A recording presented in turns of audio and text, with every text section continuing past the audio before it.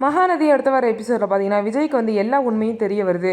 விஜய் பார்த்திங்க அப்படின்னா தன்னோட பொண்ணு காவேரியோட கிளாஸ் டீச்சர் தான் காவேரி அப்படிங்கிற விஷயம் வந்து பார்த்திங்க அப்படின்னா தெரிய வருது. ஸ்க்ரீன் ரெக்கார்டர் மூலயமா காவேரியை பார்த்த விஜய் பார்த்திங்க அப்படின்னா அவங்க தாத்தா சித்தி சித்தப்பா கிட்ட எல்லாருக்கிட்டையும் காவேரி வந்து இறந்துட்டான்னு சொன்னீங்க, இப்போ இந்த வீடியோவில் இருக்கிறது யாருன்னு சொல்லிட்டு கேட்குறாங்க. அவங்களாம் பார்த்தீங்கன்னா இது வேற யாரோப்பா, காவேரி உண்மையிலே இறந்துட்டான்னு சொல்லிட்டு என்னென்னமோ சொல்லி மழுப்புறாங்க.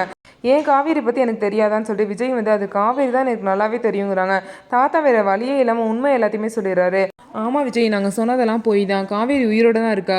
பாட்டி வந்து இந்த மாதிரி காவேரி உன் வாழ்க்கையில் இருக்கனால உன் வாழ்க்கையில் நிம்மதியே இல்லை, நீ ரொம்ப வந்து அவஸ்தைப்படுற அப்படின்னு சொல்லிட்டு பாட்டி தான் வந்து இந்த மாதிரி காவேரி இறந்ததாக சொன்னா அப்படின்னு சொல்லிட்டு எல்லா உண்மையுமே சொல்கிறாங்க. அதனால தான் நாங்கள் இந்த விஷயத்தெல்லாம் மறைச்சோன்னு சொல்லவும், இப்படி வந்து உயிரோடு இருக்க காவேரியை உயிரோடு இல்லைன்னு சொல்லிட்டு ஏன் வாழ்க்கையிலேருந்து பிரிச்சுட்டு அது மட்டும் இல்லாமல் என் பொண்ணையும் பார்க்க விடாமல் வச்சுருக்கீங்கன்னு சொல்லும்போது, என்ன பொண்ணுன்னு பேசுகிற, உன் பொண்ணு வந்து இருக்கதே வந்து காவேரிக்கு தெரியாது, காவேரிக்கு எல்லாம் மறந்துடுச்சுன்னு சொல்லிட்டு விஜய் கிட்ட உங்க சித்தி சொல்லுவோம். இன்னும் விஜய் ஷாக் ஆகிட்டாரு. ஸோ எப்படியாவது காவேரி வந்து திரும்ப பழைய ஞாபகத்தெல்லாம் கொண்டு வந்துடணும்னு சொல்லிட்டு காவேரி தேடி விஜய் போகிறாரு. அப்போ தான் காவேரி ஊருக்கு போன காவேரி ஆட்டோலேருந்து இறங்கி வராங்க. அதை வந்து விஜய் பார்க்குறாரு. ஸோ இதுக்கப்புறம் விஜய் காவேரி எப்படி சேர போகிறாங்க அப்படின்னு சொல்லிட்டு நம்ம வெயிட் பண்ணி பார்க்கலாம். நம்ம வீடியோ உங்களுக்கு பிடிச்சிருந்தா நம்ம வீடியோவை லைக் பண்ணிக்கோங்க, மறக்காமல் நம்மளோட சேனலை சப்ஸ்கிரைப் பண்ணிவிட்டு பாருங்கள்.